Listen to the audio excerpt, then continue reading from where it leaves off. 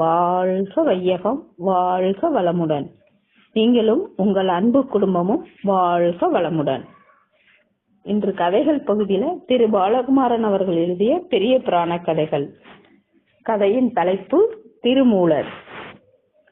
இடைவிடாது ஓங்கார ரீங்காரம் பொங்கும் கைலை மலை, ஆரவாரமின்றி அருவமாய் அலையும் பூதகணங்கள், ஆழ்ந்த தியானத்தில் இருக்கும் யோகியர் குலாம்.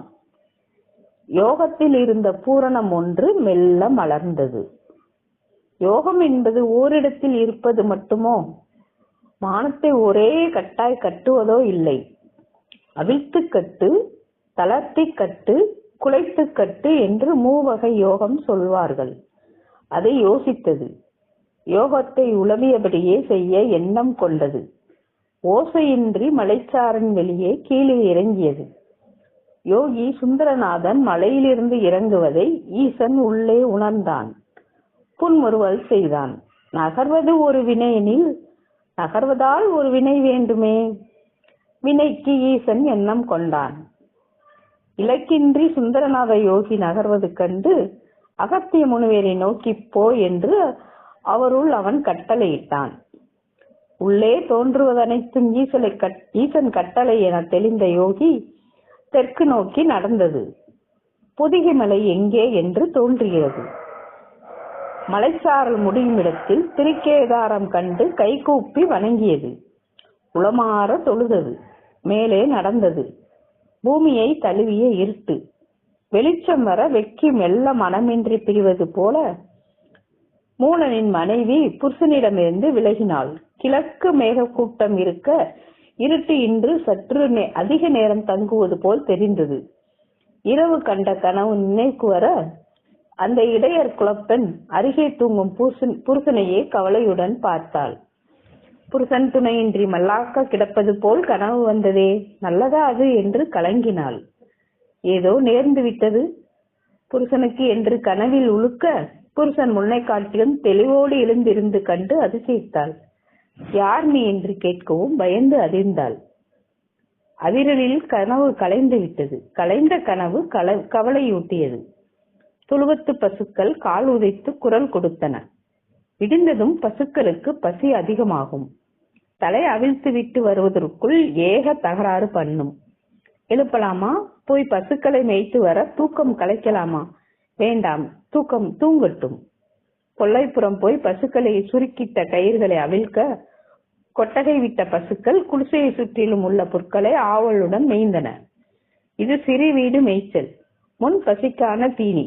நாவால் நெருங்கி வளர்ந்த புல் வளைத்து கீழிடுதால் கவ்வி பிழித்து புற்களை பற்களால் பாதி அரைத்து அவசரமாக விழுங்கின. உண்ணும் பசுக்களை வாஞ்சையுடன் அவள் தடவ முதுகு சிலுத்தன. இன்னும் தடவு என்பது போல் உரசின. மூலனின் மனைவி தடவியபடியே பசுக்களை வேண்டினாள்.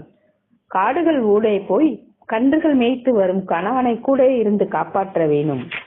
அடர்ந்த கானகத்தில் வழி தவறி போகாமல் அவரை குடிசைக்கு அழைத்து வர வேணும். என் குல தெய்வங்களே, என் குடும்பம் காக்க வேணும். கும்பிட்டாள்.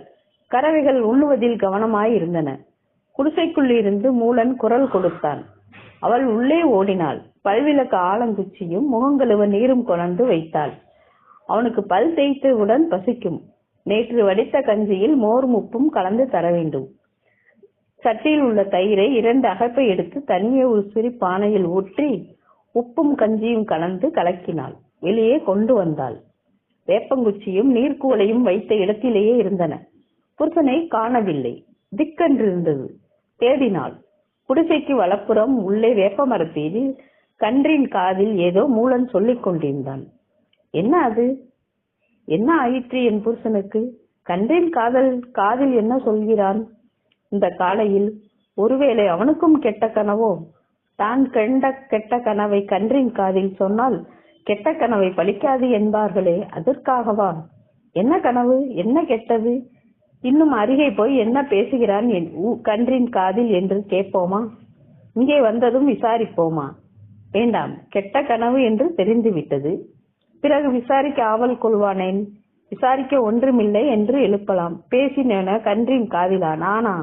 இல்லையே, சும்மா தலையை சொரிந்து கொடுத்தேன் என்பதாய் சொல்லலாம். உனக்கெதுக்கு, போய் உன் வேலையை பார் என்று எரிந்து விழலாம். விருப்பம் இருப்பின் தானே சொல்லட்டும். இல்லை, சொல்லாமலே மாடு மேய்க்க போகட்டும். கேட்டது என்று தெரிந்த பின் விசாரிக்க வேண்டிய அவசியம் என்ன? திரும்ப குடிசை வாசலுக்கு வந்தாள். எங்கே போயிட்டீங்க? கஞ்சி வேணாமா? எதுவும் பார்க்காதது போல் குரல் கொடுத்தாள். வாரேன். பதில் குரல் வந்தது. தோளில் சுற்றிய கனத்த சால்வை உதறி மாட்டினான். நீர்க்களையும் கையில் எடுத்து முகம் கழுவினான். குத்திட்டு உட்கார்ந்து அவளுக்கு முதுகு காட்டி குச்சியால் பல் தேய்க்க துவங்கினான். வலதுகை அசைவில் முதுகு தசைகள் மேலும் கீழும் நகர்ந்தன. மறுபடியும் கனவு நினைவுக்கு வந்தது. நடுக்காட்டில் புருஷன் துணையின்றி மல்லாக்க கிடப்பது பார்த்து பதைத்து உழுக்குகிறாள். புருஷன் மெல்ல எழுந்து நிற்கிறான். அவன் உடம்பெல்லாம் ஒளிமயம், தலையை சுற்றி நீலவட்டம். ஐயோ, என்ன இது, என்ன ஆச்சு? அருகே போய் கை நீட்டி பற்ற முயற்சிக்கிறாள். புருஷனை தொட முடியவில்லை. எட்டுகிற தூரத்தில் இருக்கிற புருஷனை எட்ட முடியவில்லை. எத்தனை எட்டி எட்டி பிடிக்க முயற்சி செய்யணும். எட்டிய இடத்துக்கு அப்பால் தான் புருஷன் இருக்கிறான். இன்னொரு எட்டுக்கு வேகமாய் முயற்சி. என்ற அதட்டல் கேட்கிறது. வேறு யாரோ அதட்டியது போல் தெரிகிறது. கலவரத்துடன் பார்க்கிறாள். அது நான் இல்லை என்கிறது புருஷன். அதிர்ச்சியில் கனவு கலந்து விட்டது. அது நீ இல்லை என்று விழித்து பிறகும் கேள்வி இருந்தது. அது என்பது என்ன? அது நான் இல்லை எனில் நீ யார்? உட்கார்ந்தபடியே யோசிக்க தோன்றியது. யோசிப்பும் கனவாய் பாதி நழுவலாய் இருந்தது. இதுதான் கனவு, இது கெட்ட கனவா என்பது கூட புரியவில்லை. புருஷன் ஒளிமயமாயிருப்பது பரவசமாயிருந்தாலும் பயமாயிருக்கிறதே என்ற கவலை வந்தது. இது போனால் எனக்கு யார் துணை? கேள்வி வந்தது. குழந்தைகள் இல்லை. கடவுள் அவ்விஷயத்தில் கண் திறக்கவில்லை. உறவுகள் எவரும் இல்லை. தாயும் தந்தையும் மாமனார் மாமியும் எப்போதோ சிவனடி சேர்ந்து விட்டார்கள். மற்றவர்கள் மாடு மேய்த்தலின் பொருட்டு புல்வெளி தேடி அயலூர் போனார்கள். இங்கே இவன் மட்டுமே பந்தம், மாடுகள் மட்டுமே சிநேகிதம். வெட்ட வெளியில் புல்வெளிக்கு நடுவே இருக்கும் குடிசையில் புருஷனுக்கு சமைப்பதும், அவன் வந்ததும் உணவிட்டு சுசுரை பண்ணுவதும், அவனோடு பேசுவதும், அவன் மூங்கில் குழலில் பாட்டு வாசிக்க கேட்டு ரசிப்பதும் வாழ்க்கை. அவன் விரல்களை கோர்த்து கொண்டு குளிருக்கு நெருங்கி உறங்குவதே சுகம். இது போதும். ஓடையில் நீர், உடுக்க துணி, உண்ண ஊர் தரும் உணவு, உழைத்து நிமிர மாடுகள், உள்ளமெல்லாம் புருஷ நினைவு. இது போதும். யாரோடும் சண்டை இல்லை. யார் மீதும் கோபம் இல்லை. எவர் மீதும் எதன் பொருட்டும் பொறாமை இல்லை. ஆனால் இதற்கும் கேடு வருவதாக கனவு வந்ததேன்? என்ன குற்றம்? உள்ளே மனசு கனத்தது. மூலனுக்கு கன்றின் அசைவு தெரிவது போல மனைவியின் மனசும் தெரியும். என்ன? நிலைப்படி பிடித்து முதுகு பின்னே உற்று பார்க்கிறவளை திரும்பி பார்க்காமல் கேட்டான். ஒன்றுமில்லை. பார்த்துக்கிட்டே இருக்க? சும்மா. உடம்பதில் சுகமில்லையோ? அதெல்லாம் ஒண்ணுமில்லை. பேச்சு இழுத்தது. அது இல்லை எனில் எது? யாரும் கேட்காமல் அவர்களுடைய உள்ள மௌனம் கேட்டது. அந்த கேள்விக்கும் கனவுக்கும் சம்பந்தம் உள்ளது போல் இருந்தது. ஆனால் கேட்கவில்லை. கஞ்சியை உயிரை தூக்கி குடித்தான். இடையில் உள்ள நார்த்தங்காய் மென்று இன்னும் என்று மடக்கு குடித்தான். திரும்பி அவளை பார்த்துவிட்டு களையத்தில் கொஞ்சம் மீதி வைத்து அவளிடம் நீட்டினான். அவளும் ஆவலுடன் கை நீட்டினாள். அவனையே பார்த்தாள். என்ன? ஒன்றுமில்லை. ஏன் அப்படி பாக்குற? என்னமோ பார்த்துக்கிட்டே இருக்கணும்னு தோணுது. அது சரி, அப்புறம் என் மாடு யாரு மேய்க்கிறது? கொஞ்சம் கூட குடிச்சிட்டேன், நல்ல பசி. புருஷன் குடிச்ச மிச்சம் போருன்னு இருந்துடாத, இன்னும் கொஞ்சம் கலக்கி குடி. சரி இந்தா. பாத்திரம் கை மாறுகையில் நேர கணக்கு தவறி விடலும் வாங்கலும் திசையி பானை நழுவில் தரையில் தச்சென்று மோதி சிதறியது. உள்ளிருக்கிற உணவு தரை பரவியது. பானைக்குள் இருந்த ஆகாசம் வெளி ஆகாசத்துடன் கலந்தது. கடவுளே, பார்த்து கை நீட்டக்கூடாது. செல்லமாய் கடிந்து கொண்டான். போனா போகுது, உனக்கு கஞ்சி இருக்குல்ல. அவள் கண்கள் கலங்கின. எதுக்கு இப்ப அழுக? அவன் எழுந்தான். அவன் உண்ட மிச்சமே அவளுக்கு ஒப்பு. அவனுக்கு தெரியும், ஒப்பானது மட்டுமே தினம் தினம் கிடைக்கும் என்பது என்ன நிச்சயம்? காடு காடாய் புல் இருக்கிறது. புல்வெளி முழுவதும் மேயப் போகிறது. இருப்பினும் இந்த வீட்டு புல்லே ஓப்பு என்பதாய் மாடுகள் குனிந்து புல் கொத்தாய் கடித்து கொண்டு ஓடின. வால் நிமிர்த்தி தள்ளி 10 அடி தொலைவுக்கு ஓடி எங்கே துரத்து பார்க்கலாம் என்று நின்றன. மறுபடியும் கை வீச துள்ளி சுழன்று மணிகள் குலங்க வாசல் பக்கம் நகர்ந்தன. அடைப்பு நகர்த்த ஒவ்வொன்றாய் வெளியேறின. அவன் கயிறு கட்டிய பானையை தொங்கவிட்டு கொண்டான்.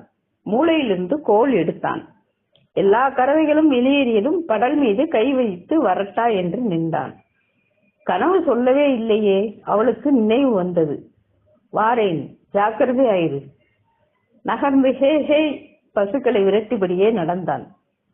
நீயும் ஜாக்கிரதையாயிரு. அவளுக்குள்ளேயும் குரல் கூவியது. கறவைகளின் பின்பக்கம் பார்த்தாள். கை கூப்பினாள். குலதெய்வமே, என் புருஷனுக்கு துணையிரு மனசுள் வேண்டினாள்.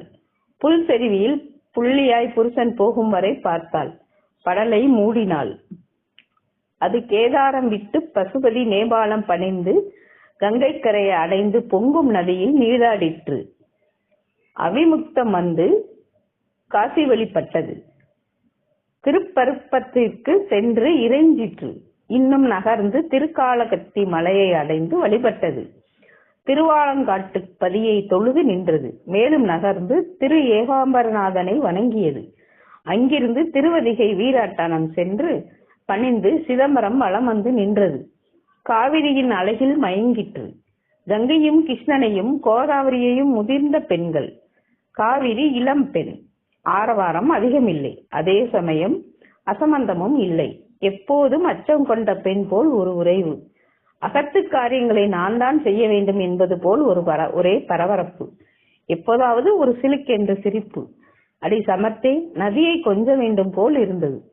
உச்சியில் இருந்து நதி பார்க்க அது பரவசம் கொண்டது. எல்லா நதியும் கடலில் கடக்கும். காவிரி கலப்பதில்லை. ஏன்? போக போக இறுதியில் வெறும் தடமாய் மாறிவிட்டாலே ஒழிய நீராய் ஏன் கடலில் முடியவில்லை? அதனுள் கேள்வி வந்தது. பதிலும் சொல்லிக் கொண்டது. அசுரரும் தேவர்களும் கடலை கடைய கொஞ்சமும் ஈவிரக்கம் இல்லாத சிவபெருமானுக்கு உள்ள நஞ்சினை கொடுத்தது கடல் அல்லவா? இதை கொடும்பாவம் செய்த கடலை நான் சேருவேனா? கடல் வயிற்றில் புகுவதற்கு பதில் இந்த வளம் கொண்ட பூமிக்குள் என்னை புதைத்துக் கொள்வேன் என்பது போல் உலகத்திற்கு எல்லா வளமும் கொடுத்து வெறும் தடமாய் முடிந்தது காவிரி என்று தோன்றியது. அது திருவாடுதுறை வணங்கி காவிரி கரையோரம் நடந்து சென்றது. மூலன் மாடுகள் மேய மரத்தடியில் சாய்ந்து பார்த்து கொண்டிருந்தான். மனைவியை பற்றியே யோசித்துக் கொண்டிருந்தான். பானை உடைந்தது பற்றி வருந்தினான். போய் இரவு மனசு கேட்கலாம் என்று முடிவு செய்தான். மனிதர் முடிவானதா? இல்லையே. இடப்பக்கம் அடித்து வைத்த காலை வலப்பக்கம் நீட்டி வைப்பது கூட இறைவன் திருவுள்ளத்தில் நடப்பதுதானே.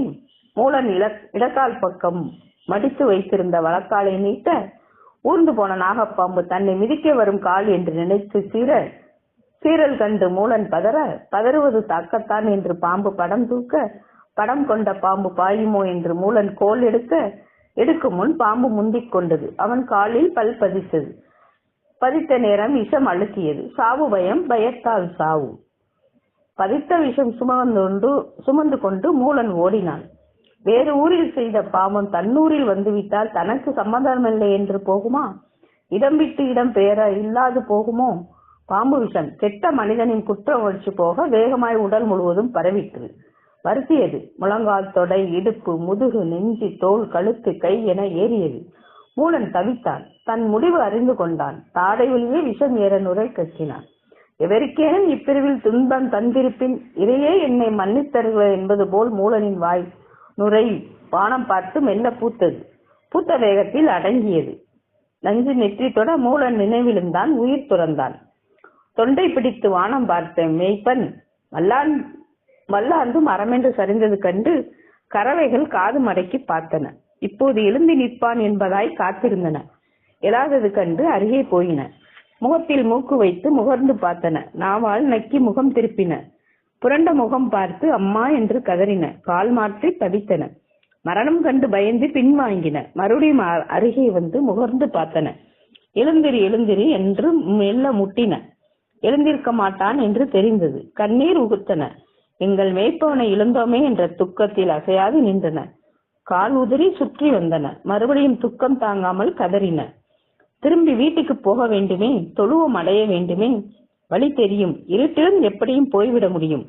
இறைவன் இல்லாத கோயிலில் என்ன விமர்சிகை, இவனில்லாத தொழுவத்தில் எங்களுக்கு என்ன வேலை என்பதாய் தவித்தன. இவன் நல்ல மெய்ப்பன், இனிமையான புருஷன், ஊருக்கு பணிபுரியும் உத்தமன். விடம்பாய்ந்து கிடக்கிறானே, என்ன செய்வது? எவர் உதவி கேட்பது? யார் தூக்கி போவார்கள்? என்ன விவரம் சொல்வார்கள்? கறவைகளுக்கு மொழி தெரியாது, பேசத் தெரியாது. ஊமையனுக்கு கனவு வரும். அவன் கனவுகளை யாருக்கு சொல்ல முடியும்?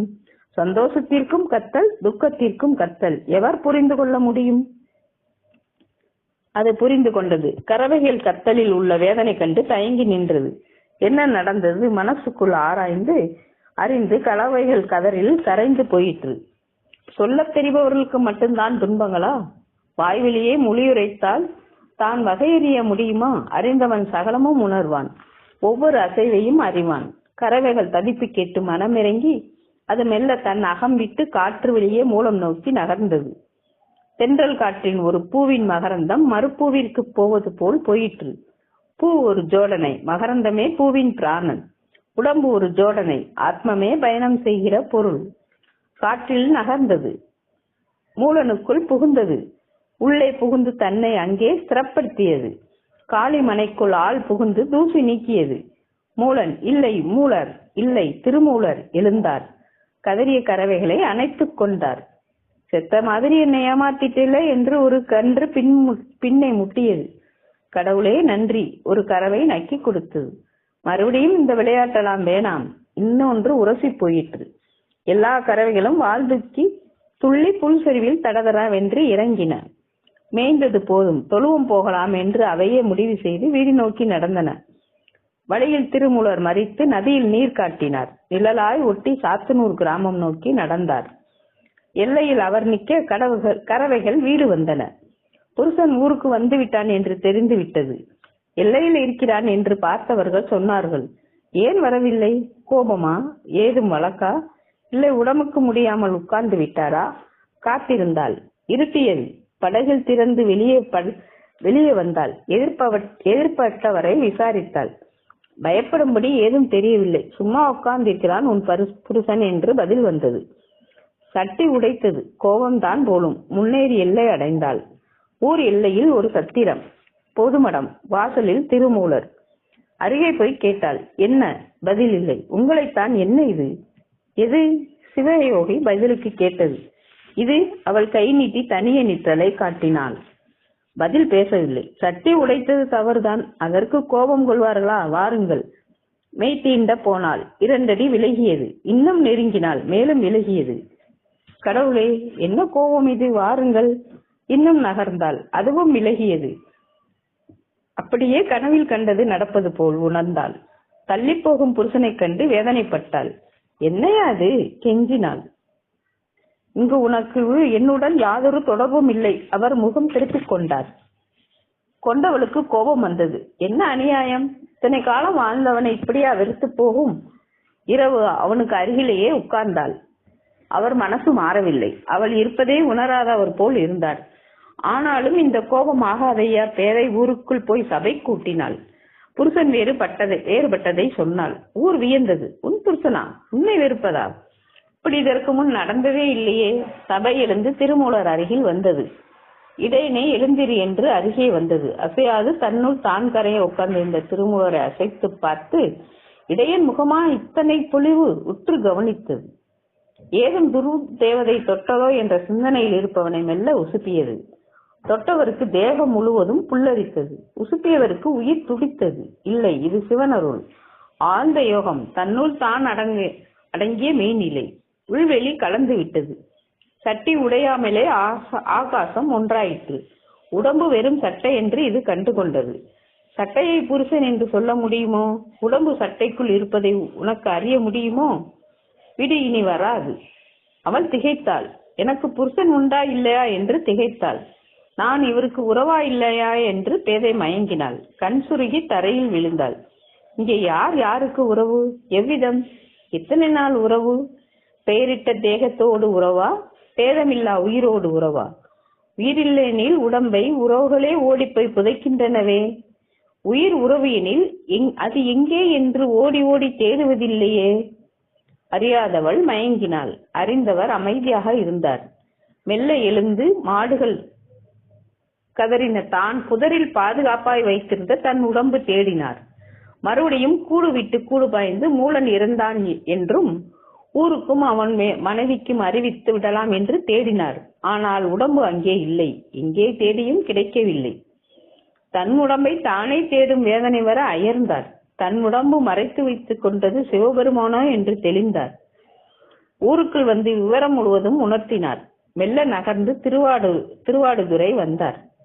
திருவாடுதுறை திருக்கோயில் அடைந்து சிவபெருமானை வணங்கி திருக்கோயில் மேற்கு பக்கம் அரசமரத்தின் கீழ் யோகத்தில் அமர்ந்து இவ்வுலகம் பிறப்பு இறப்பு தொடர்பில் இருந்து நீங்கி உய்யும் பொருட்டு ஞானம் யோகம் கிரியை சரியை சொல்லி ஓர் ஆண்டுக்கு ஒரு திருமந்திரம் என்று பாடினார். 3000 திருமந்திர பாடல்கள் இயற்றினார். கையிலே அடைந்து என்றும் பிரியாதபடி இறைவன் நிழலில் கலந்தார். திருமந்திரம் படித்து புரிந்தவர்களுக்கு தெரியும், வல்லமையான இடையனாக இருப்பதும் இடையனுக்கு உற்ற மனைவியாயிருப்பதும் மாயை. அது உண்மை இல்லை. உறவுகளுக்கு அப்பால் ஒரு உறவு இருக்கிறது. கலந்தால் பிரிக்க முடியாத தன்மை இருக்கிறது. அத்தன்மை அடையாத வரை உறவும் பிரிவும் வேதனையே. தன் உடம்பு சட்டியை உயர்வென்றால் ஆகாசம் இரண்டாய் தோன்றும். தன் சட்டியை தன் மனதுள் தானே உணைத்து விட உள்ளும் வெளியும் ஒன்றே. வெளியை கண் காணுமா? வெளியை வெளிதான் காணும். மனசு எண்ணங்களை உற்று கவனிக்க அது சுருங்கிக் கொண்டே வருகிறது. சூட்சும மனமாகிறது. சூட்சும மனமே வெளியை காணும். அந்த மனதுக்கு சக்தி அதிகம். அந்நிலையில் எந்தவித உந்துதல் மற்றும் இருப்பதே யோகம். உந்துதல் வர மனசு டக்கென்று உந்துதலுக்கு ஏற்ற படத்தை போட்டுவிடும். உள் மனசில் இருந்தும் உந்துதல் வரும்.